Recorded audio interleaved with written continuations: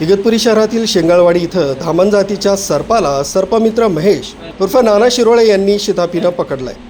शेंगाळवाडी इथं एका घरात सर्प असल्याचं समजताच कुटुंबियांनी सर्पमित्र नाना शिरोळे यांना कॉल करून बोलावून घेतला। महेश शिरोळे यांनी विलंब न करता तत्काळ शेंगाळवाडी इथं येऊन धामण जातीच्या सर्पाला पकडलाय। अधिक माहिती सर्पमित्र महेश उर्फ नाना शिरोळे यांनी दिली आहे। माझं नाव महेश शिरोळे, मी सर्पमित्र महेश शिरोळे बोलतोय। उन्हाळा असल्यामुळं काय सापाचं प्रमाण जास्त वाढतं, बाहेर उन्हामुळे बाहेर येतात। त्यामुळे शक्यता नागरिकांनी ही दक्षता घ्यायला पाहिजे की आपल्या घराच्या आजूबाजूला जी अडचण आहे ती अडचण ठेवू नये, तो कचरा आहे तो ठेवू नये, त्याच्यामुळे जेणेकरून उंदरं होणार नाही।